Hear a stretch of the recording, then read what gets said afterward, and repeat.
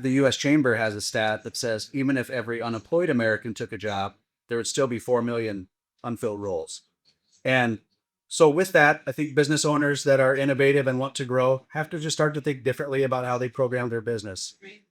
And some of that can be accomplished through the remote staffing that we do. I like to tell people, I'd much rather you learn about us too early rather than too late, in case we're a fit. And I want you to look at us as another tool in your toolkit. Welcome to Spotlight Sioux Falls, where culture meets commerce and the people behind our favorite places get the mic. We're your hosts, Melissa Goodwin and Steve Schmidt, and we're sitting down with the makers, doers, and dreamers shaping the soul of our city. From storefronts to side hustles, tattoos to tech startups, we are telling the stories that make Sioux Falls shine. Because behind every business is a human story, and those stories, they're what make our community feel like home. This is Spotlight Sioux Falls. Welcome to Spotlight Sioux Falls. In today's episode, we are here with John Parks. He is with Solvo Global, and he's going to tell us a little bit about the incredible work that you are doing there with them. So, John, why don't you introduce yourself to the audience and tell us a little bit about what you do? Sounds good. So, John Parks, I live here in Sioux Falls with my wife, Susie, 2 daughters, Ella and Sylvia. Ella was at USD, home for the summer. Sylvia is going into the Ninth Grade Academy at Harrisburg, and they're a ton of fun. I, for my work at a company called Solvo Global. And what we do essentially is elevated international staffing or remote staffing. And so we'll dig a little bit deeper into what that means, and ultimately the ways we can benefit US-based businesses and also really help out some people in the 20 various countries that we work in around the world. So this is exciting. We've actually used the contractor, so I'm excited to dig into this a little bit more with you. Yeah. But why don't you tell us, so you've done obviously a few things before you joined Solvo. So why don't you tell us a little bit about your journey and how you got to where you are today? Sounds good. So went to Audi, been in Sioux Falls ever since 1993. Spent about 10 years in marketing and advertising at Results Radio, about 10 years in commercial insurance, and then about 10 years now in virtual staffing. In each case, I was in sales, and for most of that time, I was working in business-to-business sales, and I just learned a lot about the challenges that business owners have. The connection over these last 10 years doing this virtual staffing, previously when at Avera eCare, I was more filling clinical roles through our various solutions at eCare, the telemedicine division. But here at Solvo, we help companies who are just struggling to find help in their own marketplace, whether that's in Sioux Falls or South Dakota or any state in the country. Maybe they're struggling to find help. Maybe they have some great innovative ideas, but they're not finding the team to help them grow and execute those ideas. Maybe they're having attrition problems or burnout. By leveraging the staffing that we offer from our 20 various countries, it really allows them a chance to not only solve their staffing challenges, but plan for growth and do it in a cost-effective way. So as we think about staffing, sometimes it can be sensitive. People want to hire stateside first, right? Of course. So how do you navigate that with business owners that really want to extend opportunities locally, but maybe it's just really hard in their market, just competitively pricing it and otherwise? How do you navigate that with that? So ultimately in the US, staffing is a challenge, and it is important to hire locally when you can. That's your best local resource. You should pour into them and do as good as you can by them. But ultimately, there's just not enough people to go around. It's called the silver tsunami, and there's just far more people retiring every day than are coming into the job market. Any business owner that's ever tried to fill a position, whether it's the number of applicants or quality of applicants, they recognize that there's just not enough people to go around to people. And in fact, the U.S. Chamber has a stat that says even if every unemployed American took a job, there would still be 4 million unfilled roles. And so with that, I think business owners that are innovative and want to grow have to just start to think differently about how they program their business. And some of that can be accomplished through the remote staffing that we do. I like to tell people, I'd much rather you learn about us too early rather than too late, in case we're a fit. And I want you to look at us as another tool in your toolkit. So there's things that we can do to help people hire locally, but ultimately this is just another way to get off of the hiring hamster. So how do I know if there's a good fit offshore for my business? Because maybe I guess there's a lot of probably opportunities for remote staff that maybe we haven't thought about, like, oh, and I could offload that to a person. We always think about EAs, right? Yeah. That seems to be the first thing everybody goes towards. What are the other opportunities for remote staffing and are really popular? Great question. And the EA, or the executive or administrative or virtual assistant, is the very common role that we fill. But we've actually, over the last 10 years, filled 600 different job descriptions. Wow. And it's something new every week. And ultimately, we've placed 35,000 people in roles with U.S. companies. And what I tell people is keep an open mind. Ultimately, if it's a job that can be done remotely, we typically can fill it. How do I know if it can be done remote, especially if I'm a traditional business and I've never really envisioned what that remote work look like? Because I feel like everybody has to be here so I can see what they're doing, right? Yep. I mean, that's kind of the way I always, what are they doing during that time? How do you navigate that? That's a good question. So part of that is just the world has gotten so much smaller because of the technology that we all use. Sure. The teams that we find for people are extremely familiar with the ways that we do business, and they're thinking on a day-to-day basis about the same things that we're thinking about. So if it's a back office role, whether it's data entry or administrative work or accounting roles, we fill them all day long, all day, every day. The trick is just being able to say, hey, can we communicate via a screen about this stuff? Can you get access to the same platforms, software systems where you're at that we're using here? And the answer is always yes, right? It's very easy to get people credentials, licenses, and have your Teams meetings, your Zoom meetings. So those things are subtle little operational things that have to be taken care of. But ultimately, we give a lot of advice. Most of the businesses that use us have never done this type of staff. So we want to hold their hand through the process, as well as hold the hand of their solver, their teammate that they're hiring, through the process as well. So when they are working together, it goes as well as possible. So through that nesting or onboarding period, we actually have teams dedicated to that process, but we also assign supervisors to the account. So one supervisor for every 15 solvers. And what they do is they help that business owner establish standard operating procedures to work with this remote team, to establish key performance indicators so we know what to measure toward and help them work toward goals that they establish with their team. And the supervisors help with that, as well as just how do I know that they're working? Yeah. There's productivity metrics that we're helping them follow, as well as time and attendance types of things that we can really help them with. So we have 55 offices in these 20 countries, mostly in Central and South America, but also Philippines and Kenya and India, South Africa. And just with our operational setup, they're extremely secure, cyber secure, and essentially we set it up as if it's just a remote office. I worked remotely from home for 8 or 10 years. This is really no different for them because of the state-of-the-art facilities that we have and our securities that we had in place. So how do you go about the matchmaking process? How do you know? Because I think that's also a hard thing. And let's say if you work with another company, we've worked with another company where the match wasn't quite right. You go for a few weeks, you spend some money, you're like, forget it, So, but it just wasn't a great match. We were given a couple options and we picked one and it just didn't work out. Yeah, so it's a good question. I do consider what we do at Solvo to be international staffing, but elevated, right? Okay. So part of that is working through the initial process with my clients and talking through the job description. If they don't have one, I can provide them as a template for them to build out.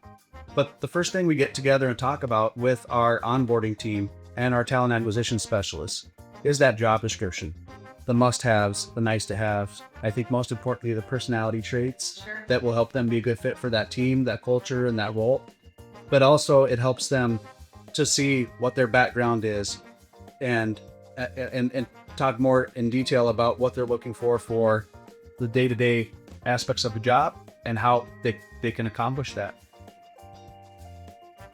What we do with that is we turn that information over to our team of around 200 recruiters. Oh, wow. And from our various locations, they've, within about a week to 10 days, start to send back candidate profiles. And in that profile, there's just a short summary about that person and their background with a specific price.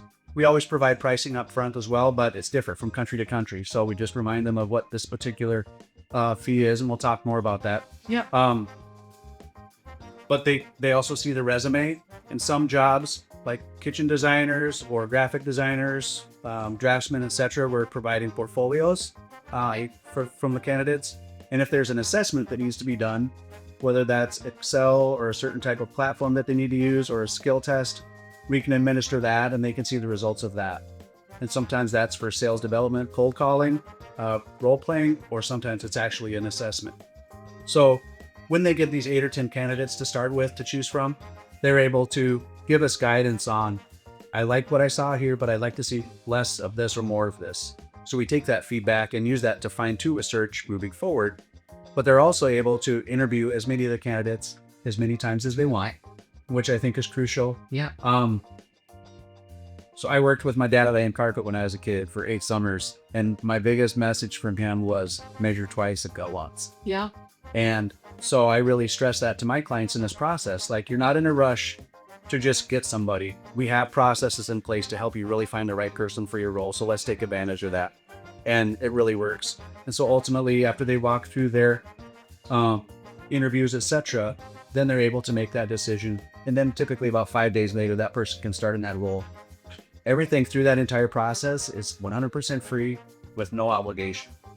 That's amazing, because I will tell you, I've gotten a lot of, as a business owner, you get a lot of Instagram ads, a lot of Facebook ads, a lot of LinkedIn ads about remote workers, right?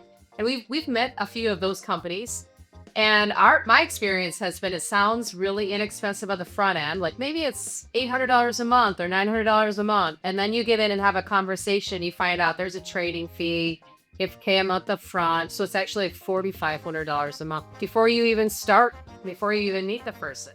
So what does your process look like? Yeah. Perspective. So, And is that commonplace? Because that's what I've experienced. not from my experience. So ours is kind of can be an all-in-one solution. Okay. We're very transparent about all that up front. Some of the things that I like to have clients think about is, okay, so this process is free for me to see all these candidates. And we're bringing hundreds of millions of additional people to the talent pool, right? Yeah. So there's value in just seeing the people. And I do want to stress that after we do start working with them, it is an annual agreement because they're looking for long-term employment. Sure. Our clients are looking for long-term employees. And I only say that to tell you that it's not temporary staff, Got it. but it is an agreement that has a 30-day out clause. So if it's not a right fit, 30 days and both will on our way. But we have a lot of things to help performance improvement, etc. Sure. But it's zero obligation for all the screening and talent acquisition, and a tiny bit of obligation after that. I say all that just because, we've been able to place 35,000 people, even with that very loose criteria and very little obligation from our clients' end. And so back to the cost question, we have a lot of things built in. We're not the cheapest. And part of that is why I took this job. I wanted to know that we are doing good things on the other side of the coin. Besides helping U.S. businesses solve their challenges, I wanted to make sure that we're doing well enough by our teammates down in these other countries so then they can do well in their own countries. We have a thing called Solvo Social, which is great. It's our employee engagement program. They're out doing social and civic activities every week in our various locations.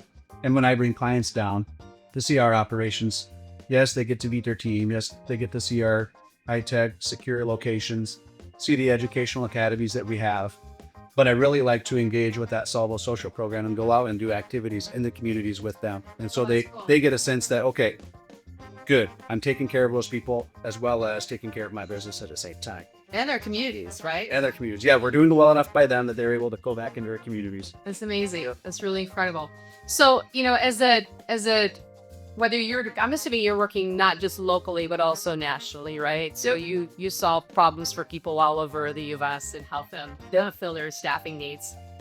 And when you think about, so there's a lot of companies that may want to look locally, but they just can't find enough people. Like, there literally is just not enough people. Like I said, the silver tsunami is a very real thing. The baby boomers retiring is a very real thing.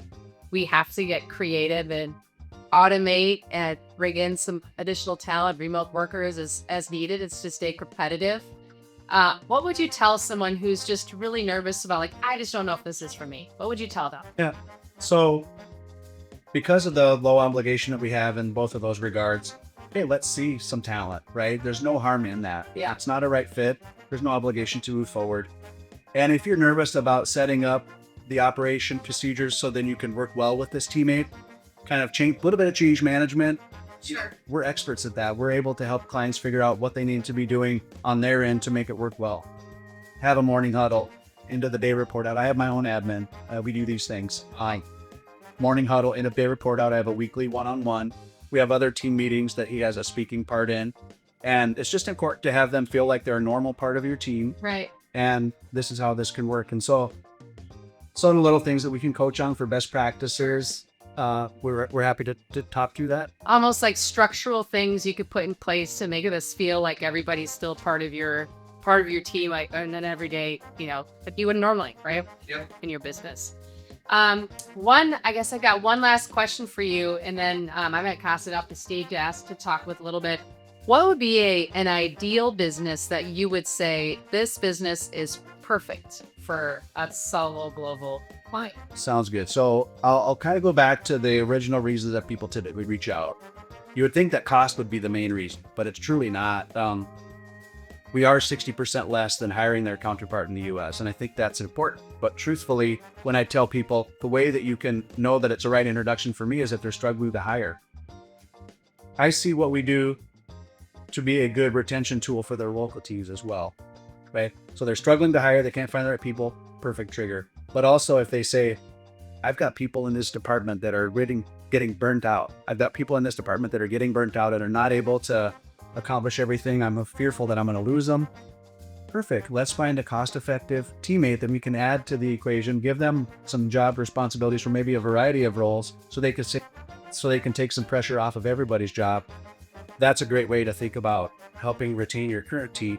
But also if you're saving 60% over here, you can put that money to good use to give better benefits and give better pay locally so you can win those staffing battles as well. Yeah, absolutely. So it costs a little bit less. It alleviates some burnout and stress. And it's free to at least interview people and just kind of see what that process is like. Sounds like men's all around. Yeah, for sure. And those challenges aren't going away, unfortunately, for maybe another 20 or 30 years. So most of the people that I work with locally are business advisors of sorts. I have a pretty good variety of clientele here in Sioux Falls. But those folks that are kind of forward thinking and understand that these challenges are going to be here perennially, year after year, they're not going away, but might as well start embracing what the world has to offer now, just like the rest of the country kind of has. Those folks are many. Yeah, that's great. So John, it's my turn, and I'm going to go a little bit into sales direction in a second, but I want to start with the cost. Melissa and I have hired, and we have our perception of what cost is. Let's tell the audience out there listening, what does it cost to hire somebody through Solvo Global, and what is that scale up to be? As the costs go down, as we hire more? Walk us through that model. Sounds good.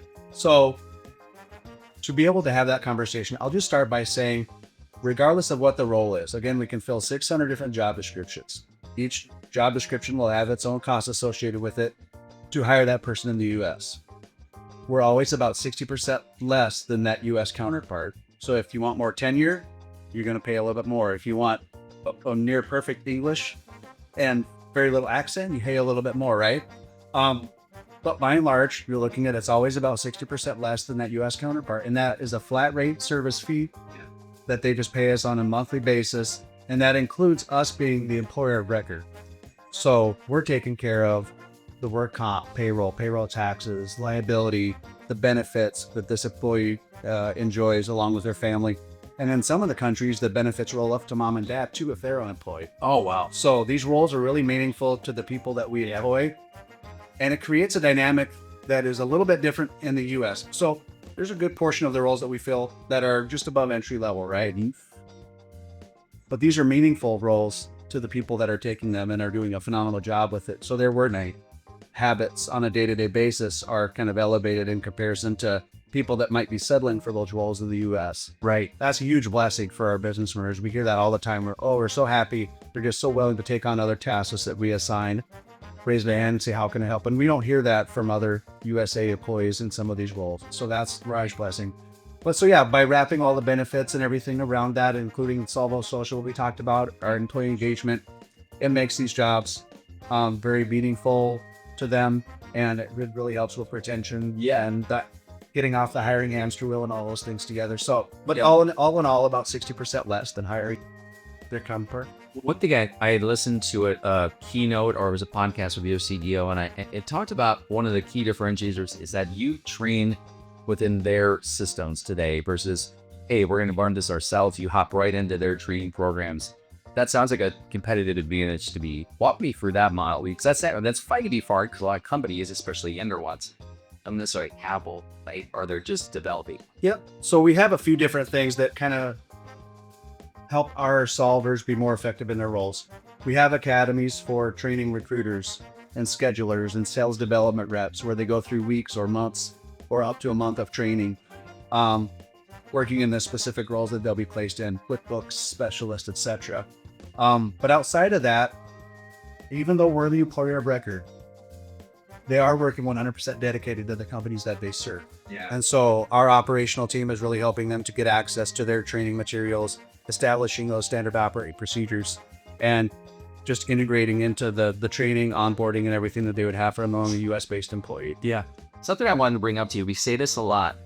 This is a kudos to you, but we mean it with every ounce of our heart. Our VA is amazing, right? She's in the Philippines. A lot of our employees are through the US or spread out. We even have one in Canada. We will hire some local, right? But we are a small company that can't necessarily afford to go hire 8 people locally as we grow.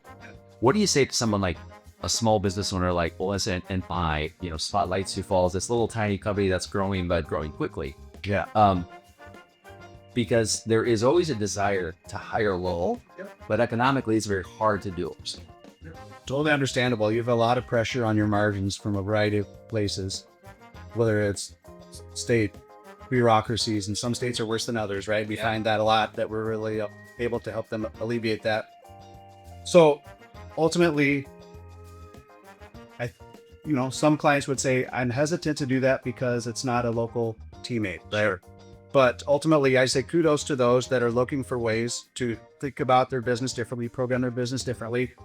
And what we'd like to talk about too is, like, if you're focused working in your business, taking care of that recruiting yourself, or those administrative tasks yourself, you're stuck. But if you're able to assign all that to somebody else, you're able to call it delegate and elevate about that. Then you're able to work on your business and be more effective and go after growth then and tackle some of those other objectives that you have. We hear about that a lot working on your business. I'd say it doesn't always feel like it when you're early on, but when you get the right people, no matter where they're located, it is all the difference. I've found that. So delegating and elevate's a big thing. Medellin sounds like a magical place. I've been there. And I think for those who haven't, I would say it lived up to the hype. When you go down there, rate clients down there, it doesn't probably feels brand new to them if they've never been there. And you have a perception of what it would be like. They oftentimes surprised and they never really want to leave, and they say they're the nicest people ever. Yeah. And I was one of those people too that had my perception of what South America was going to be like, right? Sure. Grew up in South Dakota. Frankly, I kind of was sold a bill of lies that every other country in the world was kind of a third world country. Certainly is not the case. Very advanced cities. We operate out of 20 different countries, 40 different cities, and most of them are very high tech, and not just industrialized cities, but very advanced cities with great infrastructure, education systems that are bar none, and just provide a lot of opportunity in terms of the talent. Medellin is one place where we do have kind of a global operations, where we do bring clients a lot. It's the city of eternal spring. It's always 70 or 75 degrees. There was a perception that I had about Medellin's past, right? And certainly that's part of South America from lore, right? But that was 30 years ago. And I'm always surprised when I first landed and when we have clients land to see that it really gone overboard to try to get rid of that stigma, right? In terms of bringing in the international companies that they bring in. They have neighborhoods that used to be kind of some of the most dangerous neighborhoods in the world. Now they have flipped it. And now it's called Comune Trece. We bring our clients there. It's a beautiful community. It's art, music, dance, culture, mecca. Food is to die for. And yeah, the food's amazing. Yeah. And just the experience of seeing them saying, hey, that's our old past. We're looking forward. It's really fun for clients. I've been able to bring clients to Honduras and to Guatemala and to Colombia. And we'll get to many of the other countries as time goes on. Mm-hmm. But ultimately, it's one of my favorite parts of my job. Yeah. Not just because I get to go experience these cultures and places, but our clients turn into huge advocates for us. Yeah. And end up telling their friends about us, and it becomes a really a beautiful thing. Makes my job as a salesperson easy. You've been down and traveled, you met teammates, you brought clients down there. As you grow within this company, it's growing fast. Your role in the business, how that changes. I mean, is it just consistently building at this point where you are, it's repeating the motion, or is the growth changing that as each quarter passes? You know, now I do have my own admin assistant, so that's kind of allowing me to focus on some other more outside focused opportunities instead of taking care of the daily tasks like I advise my clients. Congrats. Thank you. Yeah. Ultimately, we can serve so many different industries, whether it's the legal industry with paralegals, legal assistants, intake specialists. In healthcare, we place a lot of schedulers, patient services people, all the billing and coding, revenue cycle management types of roles. You know, when we look at home care agencies, they really lean on us for recruiters and schedulers. That's a nice vertical that we have. We place a ton of accounting positions for both CPA firms, bookkeeping firms, as well as companies that need staff accountants and support. Yeah. Numbers is the universal language, and so that's fun for me to fill those positions. So because in a way the world is my oyster in terms of all the different jobs that we can fill, it's important that I don't get shiny object syndrome and that I do focus in on a few verticals and say, hey, here are some areas where, you know, we find phenomenal talent, and I know the industry. I'm becoming more and more of an expert all the time. So that's part of my journey. But also part of my journey is working with referral partners. Yeah. Like, when people get the feel for how this works for them, they end up, you know, becoming advisors to other businesses, whether they're in IT consulting or business consulting or bookkeeping or whatever it might be. A lot of my business comes from those types of partnerships. It's smart and trusted. And I think this is a trust. I mean, I will say with all of that, the one thing if there's a bridge of trust, I suppose for a lot of my clients, that you bring them over that bridge. And that's the fun part of your job is not saying, no, it's not like that. It's saying, come with me and I'll show you. Yeah. And then you get to be this kind of personal tour guide. And by the way, the people are so hospitable there. Yeah. I remember I worked with an SDR who was down at the machine, and he was a former Bootel. The front guy, you meet him, he is in. I was like, you are like, every time. It was just the best experience I'd ever had. And some people said, well, that was fake. I said, I loved it. Like, he loved it. I loved it. It was, this is just how we do it down here. I thought, okay, well, it's a big world. We all have cultural norms. Yep. What are some of those perceptions, I guess, that you just had loved to see not be true? Isn't that they're super friendly? Is it that love to travel? I see you out hiking to the tops of mountains with them next to you. I mean, this is some beautiful places you've been to, and you are the minority you out there, but it looks like a giant team where you would have met each other for the first night. You guys have known each other for a long time. So I was very fortunate to take a client down within a few weeks of starting Salt. Yeah. And so instead of me thinking what it might be like, I did get the experience very early on to say, this is what it's like. You have to experience it. You have to be a part of it, and you could trust it. Right. So that's a big game changer for me early on. But yeah, we go and climb this, once a mount, the rock. That's kind of it's a huge granite formation outside of a lake. It's called Guatape. Oh, Rata Guatape. Yeah. It's beautiful. It's a day trip, right? Yep. It's a nice day trip that we take with clients. We've done some gondola rides and stuff like that. But the fun thing for me is when they get to meet their teammates for the first time, I see a real strong bond between my clients and their teammates. I love seeing that connection. Well, when I go to our locations, there's hundreds of people in these facilities that are extremely good at their jobs, not just capable, but extremely good at their jobs. And also they're all bilingual. I'm the only one when I go down there, or my clients, that's not bilingual. Right. So it's humbling, but it's also really rewarding to be like, okay, we're in good hands. Everything's going to be fine. I recall as we get to the end here, because it's very important. I think people are going to want to get a hold of you. You got to let them know. I recall one of my stories, John, and you're going to have to validate this or not, was I had a really good steak dinner. The next day I had a really good fish dinner. I don't think it cost me more than $10 or $12 for that entire meal. And we all looked at each other and said, gosh, I knew it was the last time. He had no idea table of 20 was going to eat for around $400. And everybody drank, something. And yeah.